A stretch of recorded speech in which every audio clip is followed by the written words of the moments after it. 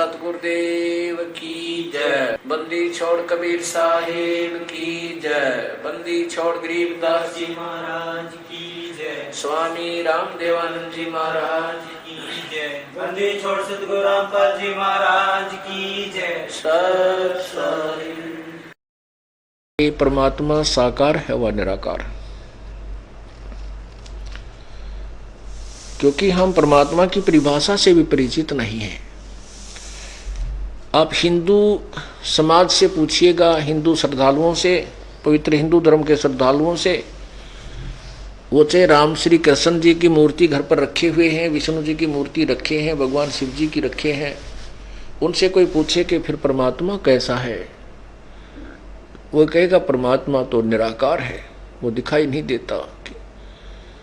पर और फिर घना सियाना होगा जो किसी नकली संत का फंस रहा होगा, वो कहेगा असमाधि में केवल परमात्मा का प्रकाश दिखाई देता है, परमात्मा का प्रकाश दिखाई देता है, परमात्मा नजर नहीं आता, वो तो निराकार है। ठीक इसी प्रकार आप पवित्र मुसलमान धर्म से अनुयायियों से पूछिए कि परमात्मा तो अव्यक्त है, बेचून है, निराकार है, वो दिखाई थोड़े ही देता है।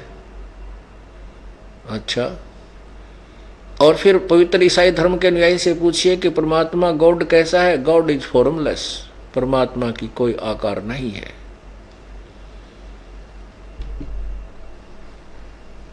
और सिख धर्म के अनुयायी, पवित्र सिख धर्म के अनुयायी से पूछिएगा, क्या कहेंगे, तू ही एक निरंकार, कि नानक जी ने कहा तू ही एक निरंकार,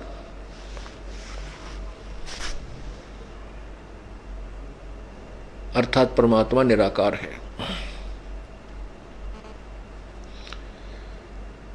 अब आपको आपके समक्ष वह सभी प्रमाण दिए जाएंगे कि परमात्मा साकार है और मनुष्य सदृश है। पहले आपको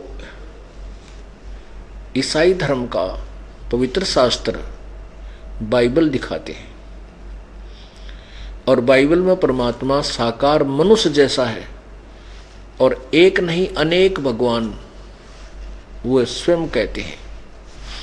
क्योंकि जैसे समझन का अंतर रह जाता है, बाकी ज्ञान लगभग एक जैसा ही दिया जाता है, लेकिन बाद में कुछ एक अन्य भी जो ज्ञान उसमें प्रवेश कर दिए जाते हैं सदशास्त्रों समय आने पर। अब क्या है कि जैसे पूरा ईसाई धर्म लगभग इंडिया का मेरे ख्याल में 1/3 भाग तो होगा ही होगा, और 2/3 कह दें तो भी कोई कम नहीं, क्योंकि इतने ईसाई कंट्रीज हैं। अब वो कहते हैं उनको ज्ञान, अब उनके पास अपने पवित्र बाइबल का ज्ञान भी नहीं पहुंचा, केवल दंत कथा लोक वेद से कहते हैं परमात्मा निराकार है, वो दिखाई थोड़ा ही देता है। अब आपको पवित्र बाइबल में दिखाते हैं परमात्मा कैसा है। ये देखिएगा पवित्र बाइबल,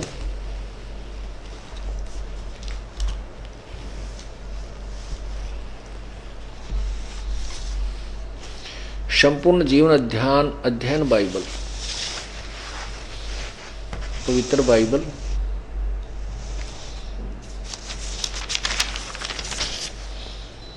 पवित्र बाइबल, संपूर्ण जीवन अध्ययन बाइबल।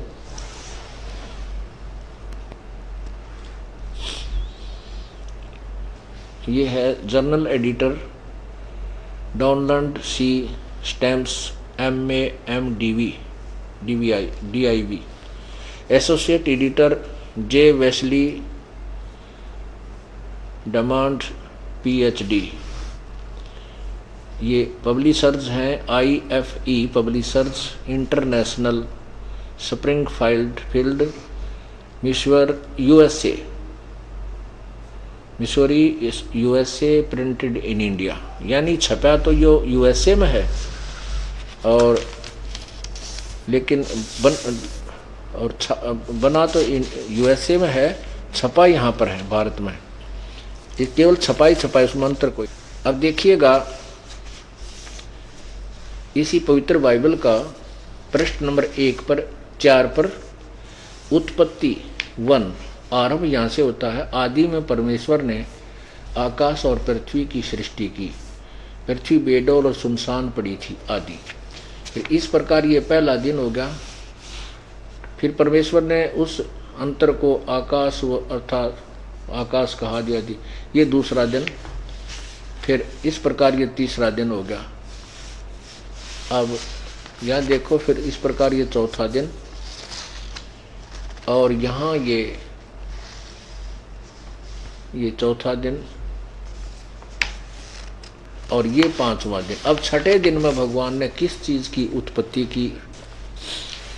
अब इसमें 26 नंबर आयत में लिखा है, फिर परमेश्वर ने कहा, हम मनुष्य को अपने स्वरूप के अनुसार अपनी समानता में बनाएं, और वे समुद्र की मछलियों और आकाश के पक्षियों और घरेलू पशुओं और सारी पृथ्वी पर और सब रेंगने वाले जंतुओं पर जो पृथ्वी पर रेंगते अधिकार रखे, यानी उनका कंट्रोलर हो, खावे नहीं। तब परमेश्वर ने मनुष्य को अपने स्वरूप के अनुसार उत्पन्न किया। अपने ही स्वरूप के अनुसार परमेश्वर ने उसको उत्पन्न किया, और नर और नारी करके उसने मनुष्य की सृष्टि की। और परमेश्वर ने उनको आशीष दी और उनसे कहा कि फूलो फलो और पृथ्वी में भर जाओ और उसको अपने वश में कर लो, और समुद्र की मछलियों तथा आकाश के पक्षियों और पृथ्वी पर रेंगने वाले सब जंतुओं पर अधिकार रखो, यानी उनको उनके कंट्रोलर हो जाओ, खाओ नहीं। आगे स्पष्ट किया है कि फिर परमेश्वर ने उनसे कहा, सुनो, जितने बीज वाले छोटे छोटे पेड़ सारी पृथ्वी पर हैं और जितने वृक्षों में बीज वाले फल होते हैं, वे सब मैंने तुमको दिए हैं, वे तुम्हारे भोजन के लिए। स्पष्ट कर दिया है कि परमात्मा ने मनुष्यों को फिर परमात्मा ने कहा कि हम मनुष्य को अपने स्वरूप के अनुसार बनाएंगे। परमात्मा ने मनुष्य को अपने ही अनुसार बनाया, उनकी सृष्टि की। फिर पढ़िए, फिर परमेश्वर ने कहा, हम मनुष्य को अपने ही स्वरूप के अनुसार अपनी समानता में बनाएंगे, अपने जैसा। ठीक है, और आगे देखो, तब परमेश्वर ने मनुष्य को अपने स्वरूप के अनुसार उत्पन्न किया। अपने स्वरूप के अनुसार परमेश्वर ने उसको उत्पन्न किया और नर और नारी करके मनुष्य की सृष्टि की। अब हम यहाँ पर यह सिद्ध कर रहे हैं कि परमात्मा कैसा है। भगवान मनुष्य जैसा है, उसने मनुष्य को अपने ही स्वरूप में बना। जैसे नर नारायण कहते, नर नारायण रूप है, मनुष्य का नर जैसा ही स्वरूप है, और परमात्मा ने हमारे को मनुष्य को अपने ही जैसा बनाया। ये बिल्कुल प्रत्यक्ष और सत्य है। फिर ये भी स्पष्ट हुआ कि परमात्मा ने मनुष्य को मांस आहार का आदेश नहीं दिया। उस पूर्ण परमात्मा ने उसने कहा कि जितने भी ये छोटे बीज वाले, फिर परमेश्वर ने कहा कि सुनो, जितने बीज वाले छोटे छोटे पेड़ और सारी पृथ्वी के ऊपर हैं और जितने वृक्षों में बीज वाले फल होते हैं, वे सब मैंने तुमको दिए, वे तुम्हारे भोजन के लिए। कहीं मांस आहार के लिए नहीं कहा। फिर इन अन्य जीव जंतुओं को भी यही कहा है प्रभु ने। फिर और जितने पशु, पृथ्वी के पशु, आकाश के पक्षी और पृथ्वी पर रेंगने वाले जंतु हैं जिनमें जीवन का प्राण है, उन सब के खाने के लिए मैंने सब हरे हरे छोटे पेड़ दिए हैं, और वैसा ही हो गया। तब परमेश्वर ने कहा, कुछ बनाया था उसको देखा तो बहुत अच्छा था। इस प्रकार सांझ हुई, फिर भोर हुआ, इस प्रकार ये छठवां दिन हो गया। ठीक है, यूं आकाश और पृथ्वी और उसकी सारी सेना बनाना समाप्त हो गया, और परमेश्वर ने अपना काम जिसे वह करता था 7वें दिन समाप्त किया। उसने अपने किए हुए सारे काम से 7वें दिन विश्राम किया, और परमेश्वर ने 7वें दिन को आशीष दी कि वो पवित्र ठहराया, क्योंकि उसमें उसने सृष्टि की रचना के सारे कार्य से विश्राम लिया। अब पुण्यात्माओं ये ध्यान रखना कि यहाँ पवित्र बाइबल में कहा कि 6 दिन में सृष्टि रची और 7वें दिन परमात्मा ने विश्राम किया। यही आपको पवित्र कुरान शरीफ सूरत फुरकानी 25 आयत नंबर 52 से 59 में स्पष्ट किया जाएगा कि वो कबीर नाम का भगवान है। कुरान शरीफ का ज्ञान दाता अल्लाह अपने पैगंबर हजरत मोहम्मद को कह रहा है कि ए मोहम्मद, हे पैगंबर, तो उस जिंदा महात्मा पर विश्वास कर जो तुझे जिंदा महात्मा के रूप में मिला था, वो कबीर। ये काफिर लोग तो उस कबीर को परमात्मा नहीं मानते, लेकिन आप मेरी दलीलों से इस कुरान के अंदर जो मैं तुझे आदेश दे रहा हूँ ये सत्य मानना। वो परमात्मा वही है, कबीर वो परमात्मा है जिसने 6 दिन में सृष्टि रची, 7वें दिन तख्त पर जा बैठा। और उसकी खबर किसी बाखबर से पूछ देखो। इससे सिद्ध हुआ कि कुरान शरीफ का ज्ञान दाता जो अल्लाह, जिसको हजरत मोहम्मद अपना खुदा मानते, वो कहता है कि वो कबीर नामक कोई और भगवान है। उसके विषय में कुरान शरीफ ज्ञान दाता भी नहीं परिचित है, उससे कोई बाखबर अर्थात तत्वदर्शी संत ही जानता, उसी से पूछो। वही पवित्र गीता जी अध्याय नंबर 4 के श्लोक 34 में कहा है। अब परमात्मा कैसा है ये पवित्र बाइबल सिद्ध कर रहा है। आगे और प्रमाण दिखाते हैं। देखिएगा प्रश्न नंबर 9 पर। प्रश्न नंबर 9 पर यहोवा परमेश्वर ने अपनात्माओं जैसे परमात्मा, यहाँ ये समझना है पवित्र बाइबल को कि परमात्मा जो पूर्ण ब्रह्म है उसने तो 6 दिन में सृष्टि रची, 7वें दिन तख्त पर जा बैठा। अब उसके बाद इसकी बागडोर काल ने संभाल ली, ये ब्रह्मा विष्णु महेश के पिता ने, और फिर उसने अपने पुत्र ब्रह्मा विष्णु महेश को दे दिया ये यहाँ का।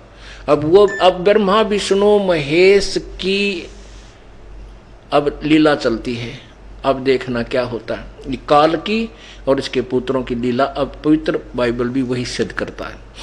अब ये कैसे कपट के साथ जीव को भ्रमित करते हैं ये पवित्र बाइबल भी प्रत्यक्ष प्रमाणित कर रहा है। ये देखिएगा 9 पर यहोवा परमेश्वर ने जितने बनेले पशु बनाए थे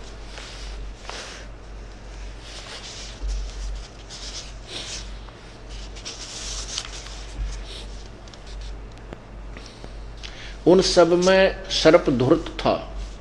उसने इस स्त्री से कहा। अब क्या है कि थोड़ा सा विवरण देना पड़ेगा। कहते हैं उसके बाद कहते परमात्मा ने मिट्टी से बाबा या आदम बनाया और आदम की हड्डी निकालकर उसी से उसकी पत्नी जो है बनाई, हव्वा बनाई। फिर उनको एक वाटिका में छोड़ दिया और उस वाटिका ने बगीची में छोड़ दिया। उसमें फलदार वृक्ष थे।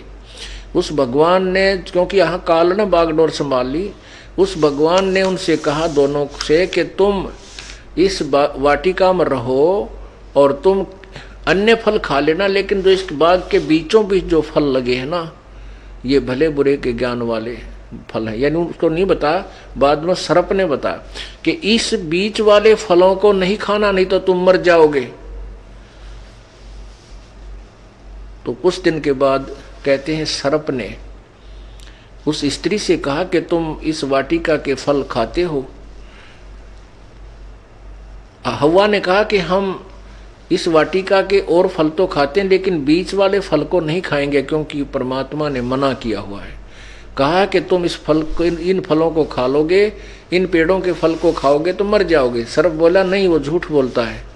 भगवान जो है तुम्हें बहका रहा है, और यदि वो नहीं चाहता कि तुम इस बीच वाले फलों वृक्षों के फल खा करके तुम्हें ज्ञान हो जाए, भले बुरे का ज्ञान होने लग जाएगा, तुम्हारी आंखें खुल जाएंगी, तो तुम भगवान के तुल्य हो जाओगे। इसलिए वो भगवान तुम्हें गुमराह किया हुआ है और तुम्हें झूठ बोला हुआ है। यदि तुम इस फल को खा लोगे तो तुम्हें तेरी आंखें खुल जाएगी।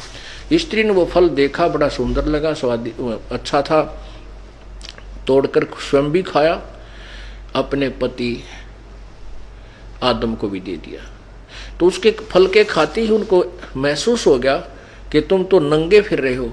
शर्म आई, उन्होंने अंजीर के पत्ते तोड़ के अपने पर्दों पर बांध लिए। फिर कहते हैं शाम के समय भगवान आया गॉड वहाँ वाटिका में टहलता हुआ। उसकी आवाज़ सुनकर वो छुप गए वृक्षों के पीछे। उस भगवान ने आवाज लगाई कि आदम तुम कहाँ हो। आदम ने कहा कि मैं तेरी आवाज को देखकर छुप गया हूं, क्योंकि मैं नंगा था, हम नंगे हैं, हमें शर्म आती है आपके सामने आने से। तो भगवान ने कहा कि तुमको किसने बता दिया, तो क्या तुमने वो बीच वाले फलों के पेड़ों के फल खा लिए जिसको मैंने मना किया था? कहा वो हमने खा लिए। किसने बताया? कि सर्प ने बताया। तो इससे क्या बात सिद्ध हुई कि परमात्मा वाटिका में घूमने के लिए सामने आता था। निराकार कितना होगा? वो तो साकार है। अब देखो प्रश्न नंबर 9 पे, अब जिनिस 3 मनुष्य का पतन। योहा परमेश्वर ने जितने बनेले पशु बनाए थे उन सब में सर्वतुरुत था। उसने स्त्री से कहा, क्या सच है कि परमेश्वर ने कहा तुम इस वाटिका के किसी वृक्ष का फल न खाना? स्त्री ने सर्प से कहा, इस वाटिका के वृक्ष के फल हम खा सकते हैं, पर जो वृक्ष वाटिका के बीच में है उसके फल के विषय में परमेश्वर ने कहा कि न तो तुम इसको खाना है और न छूना है, नहीं तो मर जाओगे। तब सर्प ने स्त्री से कहा, तुम निश्चय नहीं मरोगे, वरना परमेश्वर आप जानता है कि जिस दिन तुम उसका फल खाओगे उसी दिन तुम्हारी आंखें खुल जाएंगी और तुम भले बुरे का ज्ञान पाकर परमेश्वर के तुल्य हो जाओगे। अतः जब स्त्री ने देखा कि उस वृक्ष का फल खाने के लिए अच्छा है और देखने में मनभाऊ है, बुद्धि देने के लिए चाहने योग्य भी है, तब उसने उसमें से तोड़कर खाया और अपने पति को भी दिया और उसने भी खाया। तब उन दोनों की आंखें खुल गई और उनको मालूम हुआ कि वे नंगे हैं। इसलिए दोनों ने अंजीर के पत्ते तोड़ जोड़कर लंगोट बना दिए। तब यूहा परमेश्वर जो दिन के ठंडे समय वाटिका में फिरता था का शब्द सुन को सुनाई दिया। तब आदम और उसकी पत्नी वाटिका के वृक्षों के बीच में यूहा परमेश्वर के पीछे से छिप गए। तब यूहा परमेश्वर ने पुकार कर आदम से पूछा, तू कहाँ है? उसने कहा, मैं तेरा शब्द बाड़ी में सुनकर डर गया, क्योंकि मैं नंगा था इसलिए छिप गया। उसने भगवान ने कहा, किसने तुझे बताया कि तू नंगा है? जिस वृक्ष का फल खाने को मैंने तुझे मना किया था, क्या तूने उसका फल खाया है? क्या तूने उसका फल खाया है? आदम ने कहा, जिस स्त्री को तूने मेरे संग रहने को दिया है उसी ने उस वृक्ष का फल मुझे दिया है और मैंने खाया। तब यूहा परमेश्वर ने स्त्री से कहा, तूने यह क्या किया? स्त्री ने कहा कि सर्प ने मुझे बहका दिया, तब मैंने खाया। अब देखो यहाँ एक स्पष्ट हो गया कि भगवान शाम के समय घूमन फिरन सैर सपट्टे को आता था, तो निराकार कितना हो गया। और उन तो बात कर बोल और बतलावे। आगे और देखो,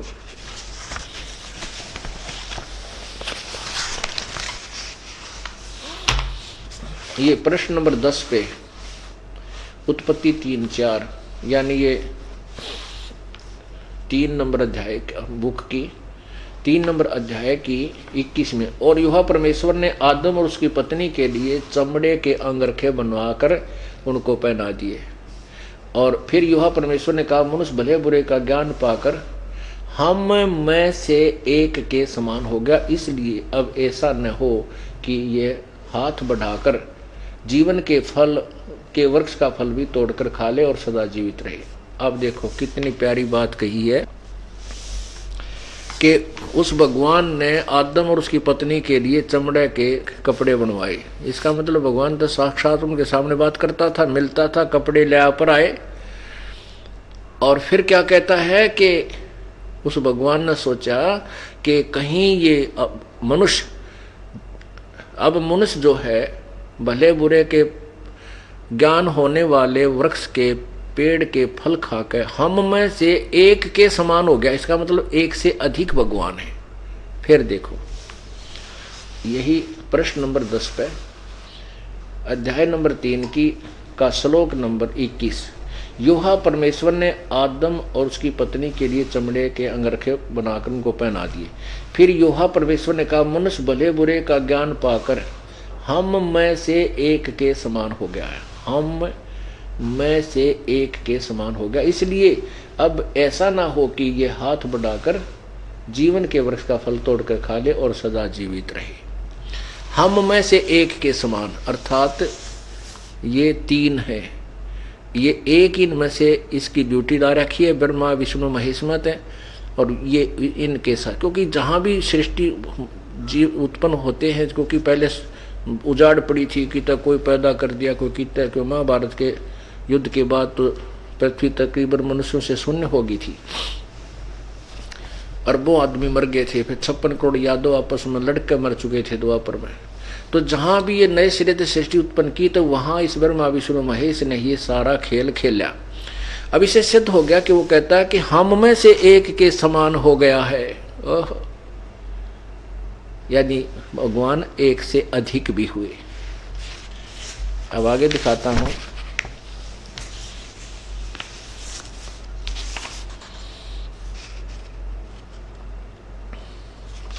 ये देखिएगा पृष्ठ 11 पे उत्पत्ति ग्रंथ और अध्याय, पृष्ठ 11 पे, और 5वां अध्याय, अध्याय 5 का आदम की वंशावली यह है, जब परमेश्वर ने मनुष्य की सृष्टि की तब अपने ही स्वरूप में उसको बनाया।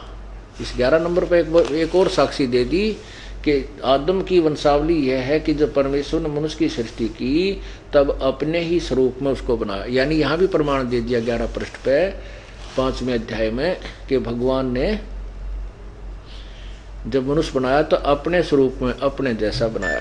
और देखिएगा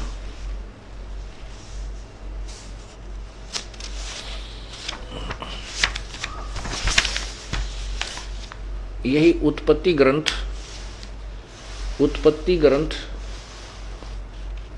पृष्ठ 23 और 17 अध्याय में और प्रथम श्लोक में, अब अब्राहम 99 वर्ष का हो गया, तब योहा ने उसको दर्शन देकर कहा, मैं सर्वशक्तिमान ईश्वर हूँ, मेरी उपस्थिति में चल और सिद्ध होता जा। यानी अब्राहम 99 वर्ष का हो गया था, तब योहा ने उसको दर्शन देकर कहा। क्या हुआ? परमात्मा साकार है, सिद्ध हुआ। आगे देखो, अब देखिएगा प्रश्न नंबर 24 पे उत्पत्ति ग्रंथ, ये 18 नंबर में है। 3 अतिथि, वो जैसे अभी आपने पढ़ा था कि उसने भगवान ने कहा कि ये आदम जो है व्यक्ति मनुष्य भले बुरे के ज्ञान के हो जाने वाले पेड़ के फल खा के हम में से एक के बराबर हो गया। अब ये सिद्ध कर दिया वो 3 थे, ये 3 है। देखना प्रश्न नंबर 24 पे उत्पत्ति ग्रंथ अध्याय 17-18 में देखिएगा, ये अध्याय 18 है। 3 अतिथि। अब्राहम ममरे के बांझ वृक्षों के बीच कड़ी धूप के समय तंबू के द्वार पर बैठा हुआ था, तब योहा ने उसे दर्शन दिया। उसने आंख उठाकर दृष्टि की तो देखा कि 3 पुरुष उसके सामने खड़े हैं। जब उन्होंने उन्हें देखा तब उनसे भेंट करने के लिए तंबू के द्वार से दौड़ा और भूमि पर गिरकर दंडवत की और कहने लगा। अब क्या हो गया? 3 ये भी प्रकट हो गए, वो 3 आदमी थे, 3 भगवान हैं, रजगुण ब्रह्मा, सदगुण विष्णु, तमगुण शिव जी। ये सभी को यही व्यवस्थित किए हुए हैं। ये सिद्ध हो गया कि परमात्मा साकार है, दर्शन देता है, और वो 3 भी हैं, वो भी साकार हैं। अब आपको कुरान शरीफ के अंदर थोड़ा सा झलक दिखाते हैं और उसके बाद एक कथा सुनाते हैं।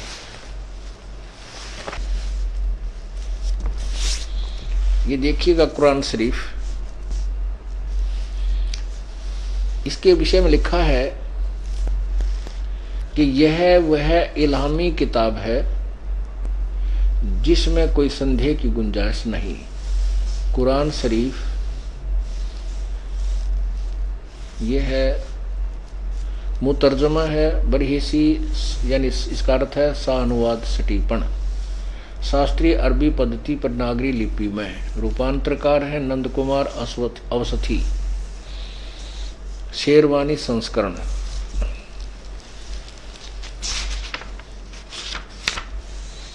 ये देखिएगा, यह वह इल्हामी किताब है जिसमें कोई संदेह की गुंजाइश नहीं। मुतरजम वही, सानुवाद सपीठ टिप्पण, शास्त्रीय अरबी पद्धति पर नागरी लिपि में शेरवानी संस्करण, प्रकाशक हैं लखनऊ किताब घर, मौसम बाग, सीतापुर रोड, लखनऊ। अब इसमें देखिएगा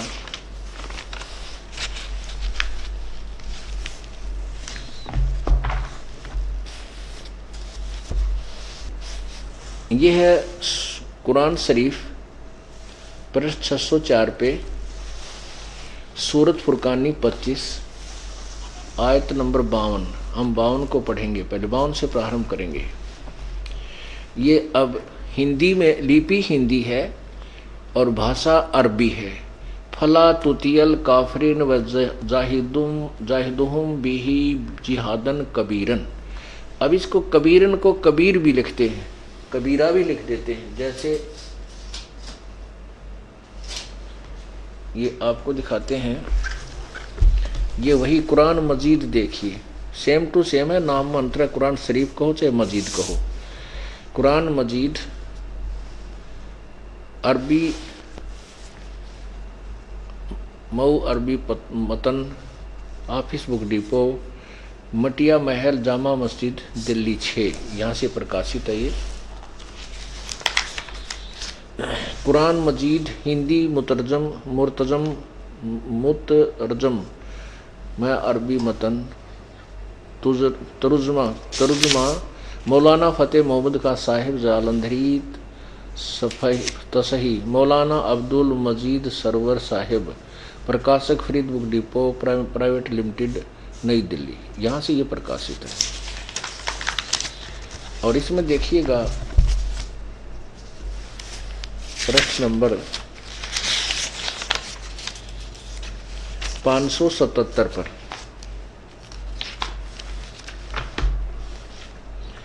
इसमें कोई भी अंतर नहीं है, केवल थोड़ा पृष्ठ का अंतर है। 577 पर देखिएगा,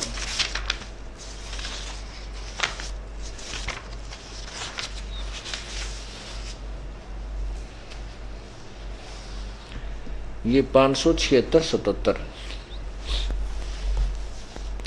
ये कुरान मजीद 576 सूरतुल फुरकानी 25। नीचे आइएगा 52 नंबर आयत पर, ये 52 आयत है। 51वीं समाप्त हुई, फला तुतियल काफिरिन व जाहिदुम बिही जिहादन कबीरा। इसको कबीरन कहो चाहे कबीरा कहो चाहे कबीर कहो, देखो कबीरा, और यहाँ इसकी हिंदी किया हुआ है। अब मैं आपको केवल इतना ही दिखाना चाहता था कि इसको कबीरन कहो चाहे कबीरा कहो चाहे कबीर कहो। अब देखिएगा,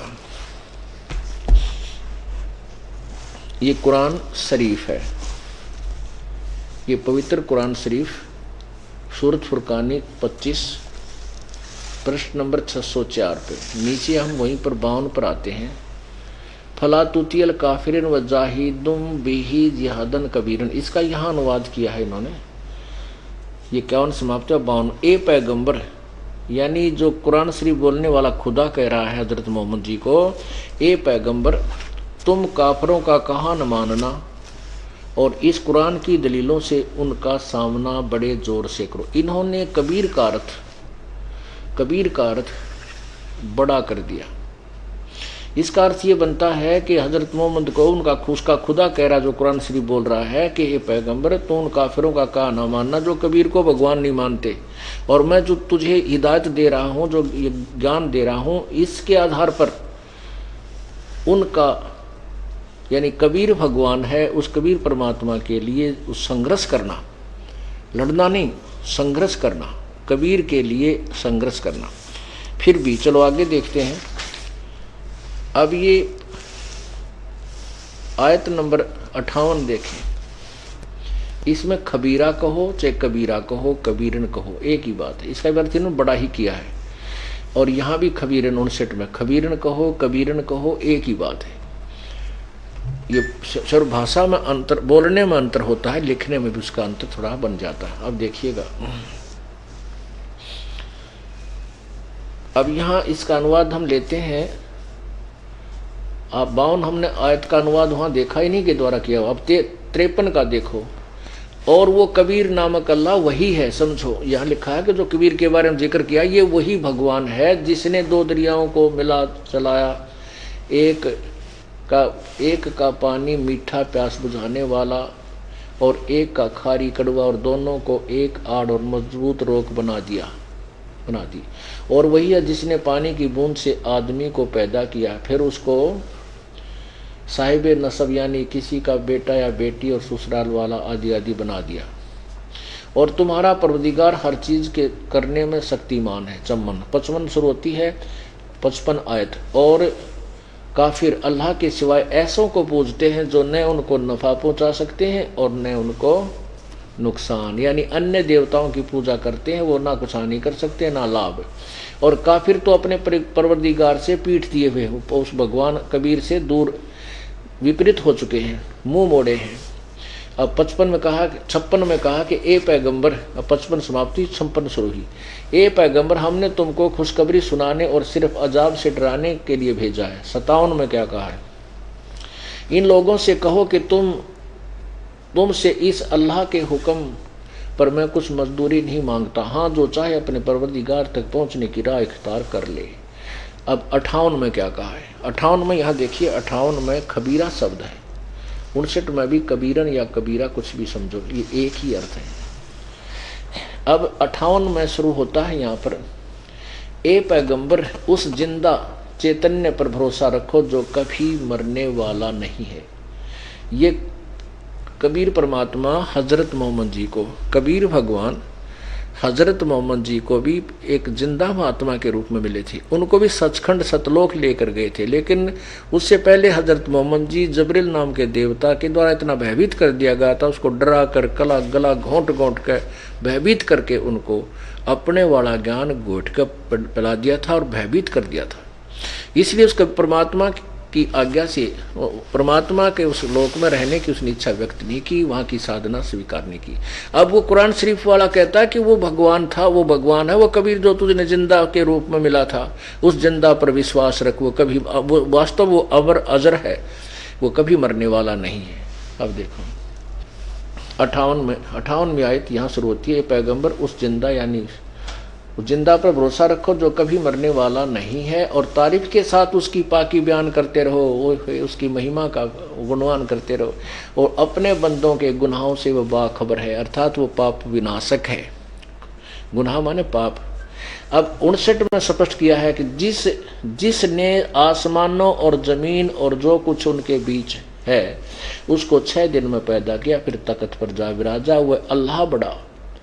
अब अल्लाह बड़ा इस कबीरा का अर्थ, खबीरा का जो 59 में खबीर है, इसका बड़ा अर्थ कर दिया। यहाँ हम लिखते हैं वह है अल्लाह कबीर, वह अल्लाह कबीर रहमान है, और जो उसकी खबर किसी बाखबर यानी इल्म वाले से पूछ देखो। ओह, फिर पढ़ो 59वीं, जिसने आसमानों और जमीन और जो कुछ उनके बीच में है सबको 6 दिन में उत्पन्न किया, पैदा किया, फिर तख्त पर जा विराजा, वह अल्लाह बड़ा, अर्थात वह अल्लाह कबीर रहमान है, जो उसकी खबर किसी बाखबर से, तो उसकी खबर किसी बाखबर अर्थात इल्म वाले से पूछ देखो। सत साहिब।